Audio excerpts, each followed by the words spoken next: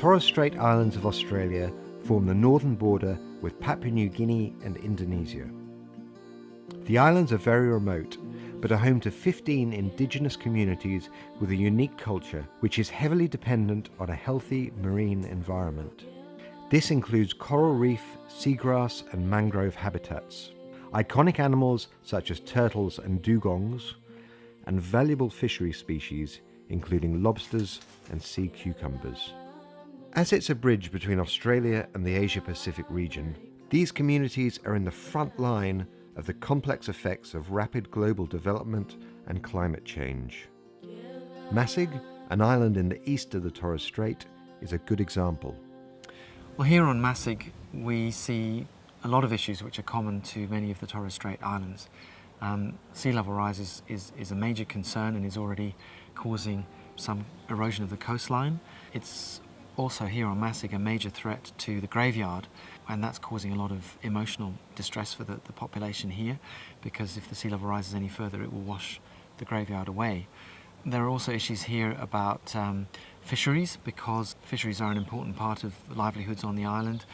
Although stocks of fish are quite healthy at the moment, climate change may have effects on that, particularly on reef fish because of impacts on coral. But also with the growing Papua New Guinea population, there may be increasing exploitation of fish, which will have an impact on the island here. Resource extraction and trade means more shipping traffic, and population growth in Papua New Guinea and Indonesia is high, resulting in growing people movements, threats of disease and biosecurity issues. Large-scale mining and gas development in both neighbouring countries also creates pollution and other social knock-on effects. Consequently, the future for Torres Strait communities is more uncertain than ever before. It could pose many threats, but also opportunities. So this project is really trying to work with the communities to investigate what the future might hold and how they can build their resilience to that future and enable them to get towards and achieve the futures that they really want for their livelihoods. The project is funded by the Australian Government's National Environmental Research Programme and is a collaboration with the Torres Strait Regional Authority.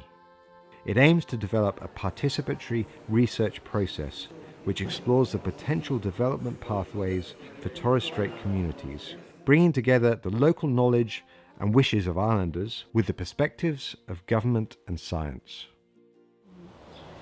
People have different perspectives on the future, and we're engaging different people with different views. That includes government, so federal government, state government, local government, and it also includes communities. And in this project we've engaged the Mobiag, Arab and Masig communities in a social learning process to think about the future called scenario planning. So scenario planning is a structured process of thinking about the future in a group of stakeholders. It involves thinking about drivers of change that might unfold in the Torres Strait region. It involves identifying the future that you want to see, and then we go through a process of figuring out how to get to that future that you want and avoiding the futures that you don't actually want. And then we identify strategies to actually get there. The project has had some impacts already. A common theme raised in the workshops is that through modernisation, local language, mutual respect and other traditional values are being lost. Participants have realised that the loss of culture is having profound impacts on the capacity of communities to cope with potential future change. Culture that guarded these waters and these islands for the last 8,000-9,000 years is very important. And that's what I think the people are saying. To protect the place, we want to bring culture back. One crucial element of culture is food. People here depend very heavily on the supermarket, which is all imported food and not necessarily very healthy food. And so there's a growing recognition that people would like to become more self-sufficient, grow their own garden produce, and perhaps also rely a bit more on the marine resources for their own dietary needs. The status of the natural resources, particularly the marine resources in Torres Strait, are actually quite good. In fact, there's some of the best tropical invertebrate fisheries in the whole region. So, I mean, that's first of all, that's a credit to the way that they've looked after their natural resources in Torres Strait. It also gives them some natural capital that they can utilise in the future. There's a real opportunity to combine the old with the new, to help people become more resilient and to build more sustainable livelihoods. I'm not surprised by the level of importance that's been placed on returning to our cultural values and traditions, and I like to think it's called re-adaptation rather than adaptation, because it's going back to what really held us together as strong communities for white settlement in Australia. The workshops have also allowed the discussion of new innovations. Examples include aquaculture for high-value species such as sea cucumbers and sponges, plus options for generating renewable energy. These ideas could help communities take advantage of the growing Asian market and become more self-sufficient. A key principle of this project is that it's not only science that matters. Local understanding of problems and solutions is equally important. So the project aims to combine science with other stakeholders' knowledge and their perspectives of the future. Altogether, this provides a much stronger approach to dealing with complex issues such as Torres Strait futures and finding innovative solutions that can build healthy, adaptive and resilient island communities.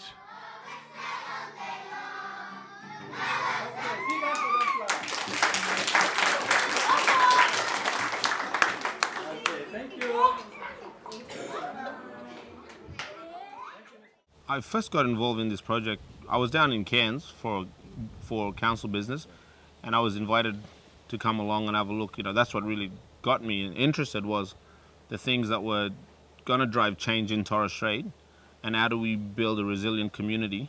So you can say a lot of people are just business as usual, and we don't see what's coming, and that really opened my eyes to see all the stuff that are happening from a regional perspective and even a global perspective that has a significant effect on us, on our day-to-day lives.